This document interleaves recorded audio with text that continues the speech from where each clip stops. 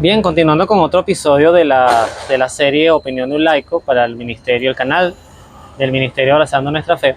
Justamente hoy les quiero comentar el porqué de este episodio que se llama La Magdalena, que no era Magdalena.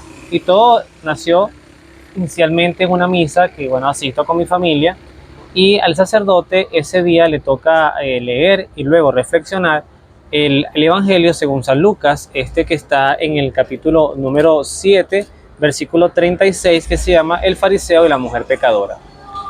En la reflexión inicial que el sacerdote hace, él comienza explicando que había un sacerdote de hace muchos años que cometió un error. Y ese error fue decir que esta mujer pecadora de la que habla Lucas, que es aquel fariseo que invita a Jesús a comer a su casa, y estando Jesús allí comiendo, pues se le acerca a esta mujer que le empieza a besar los pies y además le echa un perfume carísimo. Y el fariseo reflexionaba dentro de sí: si Jesús realmente fuera un profeta, supiera quién es esta mujer, o sea, qué tipo de mujer es esta. Ya que empiezan todas las exégesis, las reflexiones y las interpretaciones, que bueno, el pecado quizás más escandaloso en esos tiempos para una mujer era la prostitución. Sea o no cierto que era prostituta o no, él dice que el error que cometió aquel sacerdote que él no nombra era vincular a María Magdalena con esta mujer pecadora.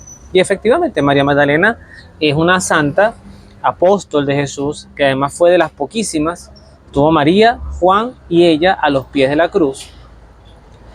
De hecho, en la película de Mel Gibson también hay como un vínculo entre esta mujer y aquella mujer que consiguen en adulterio. Entonces, ciertamente hay como una imagen de María a la cual, sí dice el texto, se le habían expulsado 7 demonios. Lo cierto es que luego que él hace esa aclaratoria, él comienza haciendo, bueno, una reflexión en torno a la lectura, el tema del perdón, porque el que mucho ha amado, pues el que mucho se le ha perdonado, mucho se le ha amado, etcétera. Por otra parte, yo con mi hijo tengo una dinámica que casi todas las noches, no digo todas, de día en semana, de lunes a viernes, de lunes a jueves, tengo este librito que me regaló mi madre, que era de mi abuelo.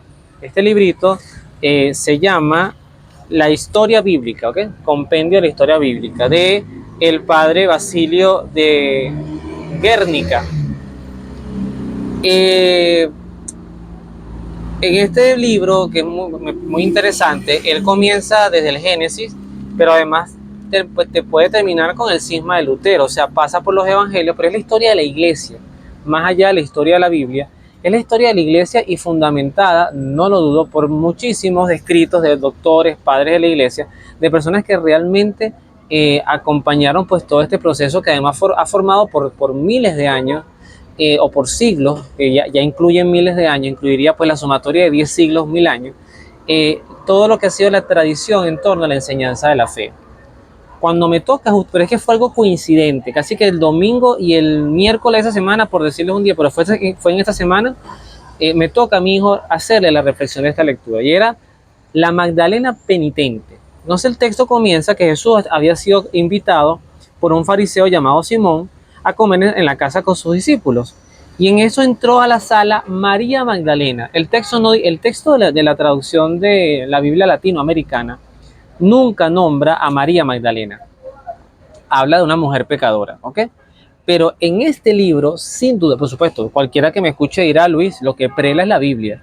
Sí, pero es que hay contextos y hay traducciones que ciertamente hay que tener cuidado. Y pareciera que son insignificantes, pero no lo son. Al final, ¿qué es lo relevante en estas historias? ¿O qué es lo no relevante? Vamos a empezar por ahí. ¿Qué es lo no relevante? Hacer estas aclaratorias. Si queremos decir que María Magdalena no fue una pecadora, estaríamos contradiciendo el texto bíblico. María Magdalena fue una pecadora que tuvo 7 demonios, que pueden traducirse en 7 pecados, 7 vicios. No se debería traducir como una posesa, porque también en los evangelios queda muy claro que no son temas del demonio.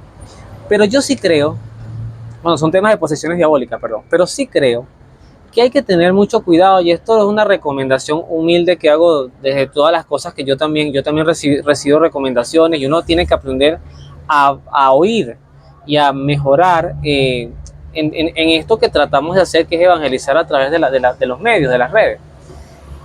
No es necesario confundir a la gente, porque lo peligroso de que, pero es que el padre de aquella parroquia me dijo, pero este padre me dijo otra cosa, pero es que en la Biblia dice tal cosa, pero el padre en la homilía después aclaró que no era así. Yo una vez recuerdo haberlo oído, siempre lo contaré, de un sacerdote que para explicar la multiplicación de los panes, dijo, no, Jesús no que no fue que agarró panes y salieron más panecitos, no, sino que Jesús, la multiplicación de los panes fue que Jesús tocó el corazón de todos los que estaban allí ese día y por tocar ese corazón, la gente empezó a compartir de lo que tenía. Eso no es la multiplicación de los panes.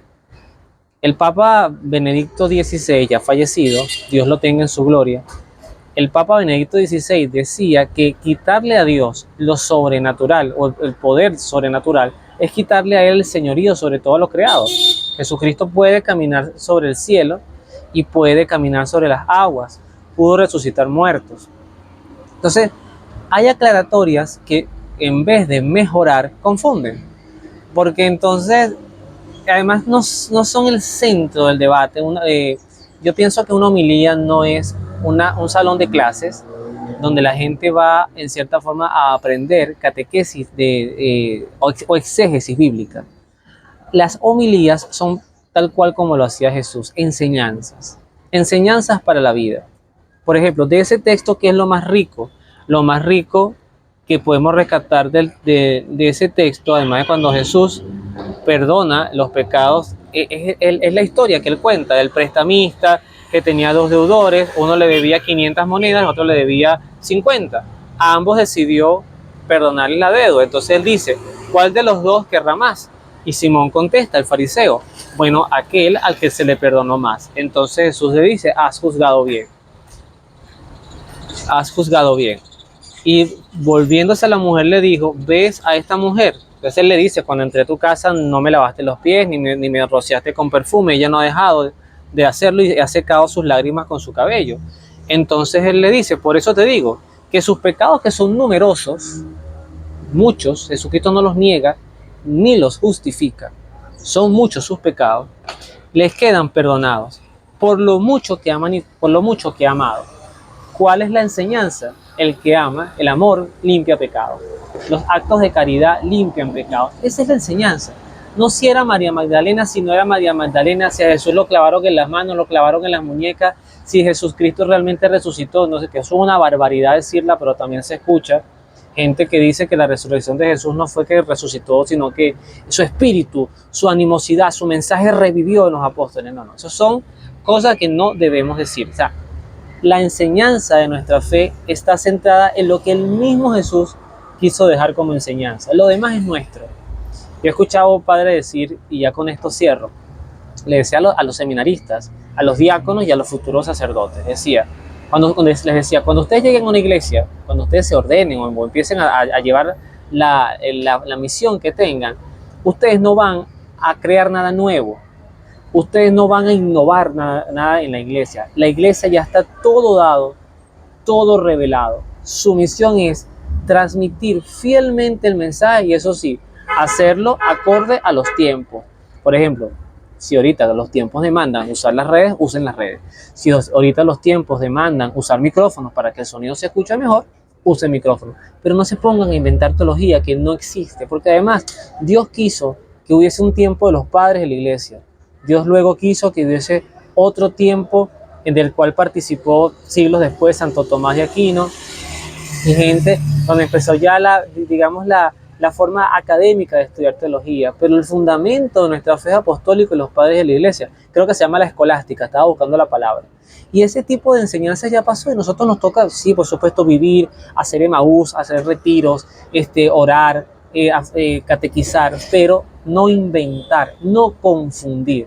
No sea que estemos tan aburridos de siempre hacer lo mismo, que ese hacer lo mismo nos haga cometer cosas o hacer cosas que al final puedan empañar un poquito la centralidad de algo tan bonito como el mensaje de este evangelio. Bueno, que Dios los bendiga, nos vemos en la oración.